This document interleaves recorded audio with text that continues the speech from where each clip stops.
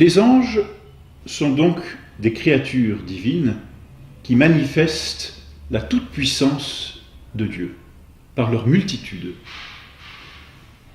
Ils sont, comme dit l'Apocalypse, innombrables. Dieu les a créés pour sa gloire. Mais lorsqu'il les a créés, il ne les a pas mis directement au ciel. Il les a créés avec leur nature angélique, c'est-à-dire esprit pur, intelligence et volonté. Il leur a donné la grâce, les élevant par la grâce à l'ordre surnaturel, c'est-à-dire à un ordre qui les dépasse encore, les faisant ainsi participer à la vie divine, mais ils n'avaient pas encore la contemplation face à face de Dieu. Ils étaient donc en état de grâce quand ils ont été créés, mais ils n'étaient pas dans la gloire divine. Autrement dit, ils n'étaient pas encore au ciel. Le bon Dieu leur a donc réservé une épreuve afin qu'ils méritassent d'aller au ciel. Par cette épreuve, le bon Dieu allait comme tester leur fidélité à le servir et à lui rendre la gloire qui lui était due. La nature de cette épreuve nous est inconnue. Nous ne savons pas à quelle épreuve le bon Dieu a soumis les anges. L'on pense, et c'est l'opinion commune des théologiens, on pense que les anges ont dû adorer le Verbe incarné, notre Seigneur Jésus-Christ. C'est-à-dire qu'ils ont dû reconnaître l'adoration qu'ils devaient à celui qui, étant Dieu, se ferait homme. Or, pour un ange, un homme, c'est une créature inférieure, très largement inférieure. Pensez donc, les hommes ont un corps, les anges n'en ont pas. Alors, adorer un homme, qu'est-ce à dire pour un ange, sinon s'abaisser devant une créature qui leur est inférieure? C'est très probablement l'épreuve qu'ils ont eue que d'adorer cet homme qui était Dieu. Face à cette épreuve, un choix se proposait à eux. Ou ils adoraient, passaient l'épreuve, et ainsi, comme un examen était admis au ciel, c'est-à-dire à la contemplation béatifique et éternelle de Dieu, ou ils refusaient l'épreuve. Moment tragique, si l'on peut dire, dans la vie de l'ange. Et voilà un ange, que l'on connaît comme étant le plus grand des anges, Lucifer. En latin, mot qui signifie « qui porte la lumière », certainement le plus grand des anges. Voyant cet homme, n'a pas voulu se prosterner devant lui. Non serviam. C'est ce qu'il a dit. Je ne servirai pas. Je ne m'abaisserai pas. Je ne reconnaîtrai pas la supériorité de cet homme sur moi. Mais autrement dit, je me débrouillerai pour trouver en moi mon propre bonheur. Et ainsi, Lucifer a voulu refuser cette épreuve et par là, la gloire à laquelle Dieu le destinait. Non serviam. Et en prononçant ce non serviam, si l'on peut dire, parce que l'on parle avec nos façons de comprendre les choses, les anges n'ont pas de langage sensible, c'est entendu. Mais il avait cette volonté de ne pas servir, péché d'orgueil. En prononçant ce non serviam, Lucifer a entraîné avec lui, dit la tradition, s'appuyant sur l'Écriture sainte et l'Apocalypse en particulier, un tiers des autres anges. À Lucifer, un autre ange a répondu, qui s'appelle Michel, Michael en hébreu, du nom même de sa réponse. Michael, c'est-à-dire qui est comme Dieu? Qui peut prétendre comme Dieu trouver en lui-même son propre bonheur? Qui est comme Dieu, c'est-à-dire qui, comme Dieu, prétend trouver en lui la source de tout être et de toute perfection? Nous l'avons bien vu dans la création, tout vient de Dieu. Alors dit Michael à Lucifer, qui es-tu pour te prendre ou te prétendre l'égal de Dieu? Quis ut Deus en latin, Michael. Et comme dit l'Écriture, un combat s'engagea.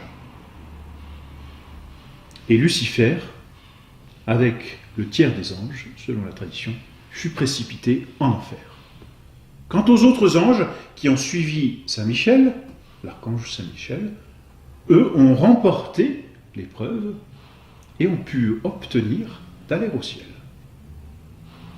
Il y a donc depuis cet instant les bons anges qui ont accepté l'épreuve et sont parvenus au ciel, et les mauvais anges qui ont refusé l'épreuve, qui ont refusé finalement leur soumission à Dieu, qui ont voulu se renfermer comme sur eux-mêmes et sont tombés en enfer.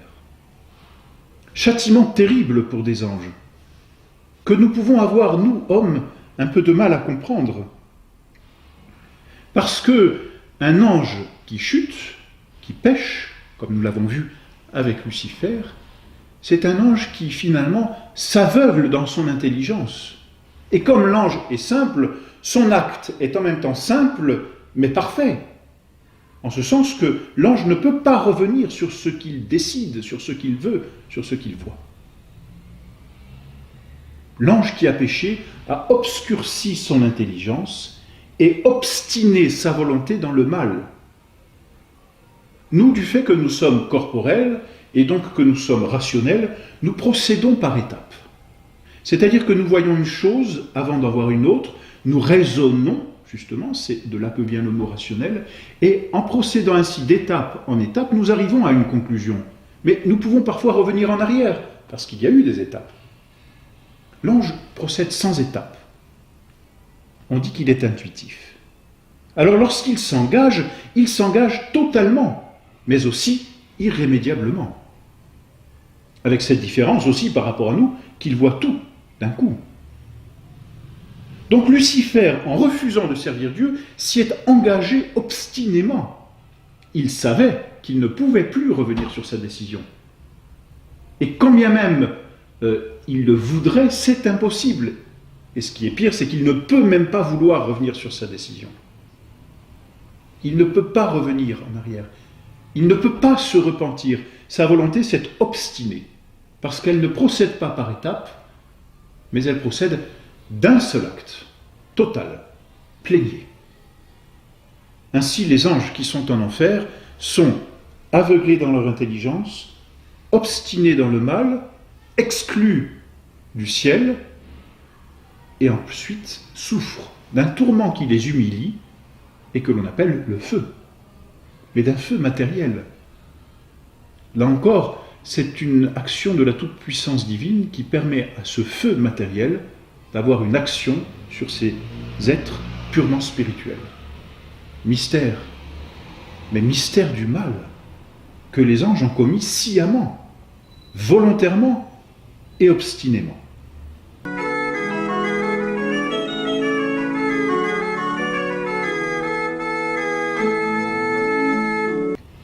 Et depuis donc il y a d'une part les bons anges, d'une part ces mauvais anges, lesquels interagissent sur nous et sur la terre. Car le bon Dieu nous a donné à chacun d'entre nous un ange gardien, un bon ange. Mais le bon Dieu permet aussi d'autre part que les mauvais anges puissent essayer de titiller les hommes pour les amener en enfer. Car désormais, les mauvais anges qui voient les hommes sur la terre et qui voient tout ce que le bon Dieu fait pour ces hommes sur la terre sont jaloux du bonheur que des créatures inférieures peuvent avoir.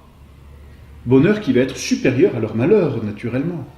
Les mauvais anges sont donc jaloux de ce que les hommes vont accéder à une gloire qu'ils ont, eux, refusée.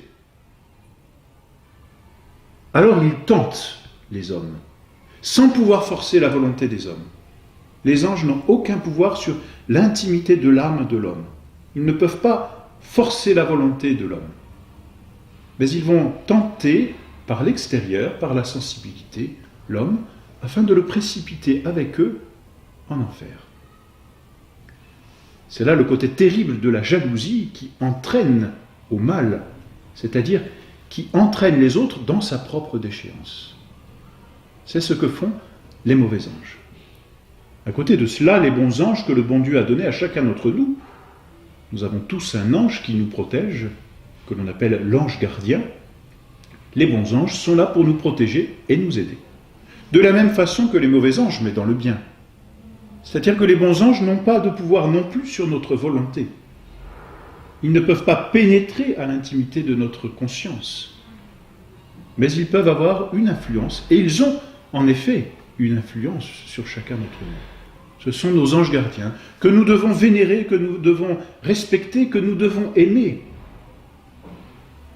Et en plus, nous devons bien sûr remercier le bon Dieu de nous avoir donné une telle protection pour nous aider à aller au ciel. Voilà ce que sont les bons anges gardiens. Au ciel, du reste, tous les anges sont, on peut dire, classés en catégories, en chœurs, on dit. Et on répartit, d'après la tradition, et l'on rencontre ces noms particulièrement dans les épîtres de saint Paul, on répartit les anges en 9 chœurs. 9 chœurs que l'on appelle les séraphins, ce sont ceux qui brûlent auprès de Dieu, les plus proches de Dieu, puis ensuite les chérubins, les trônes, les dominations, les vertus, les puissances, les principautés, les archanges et les anges.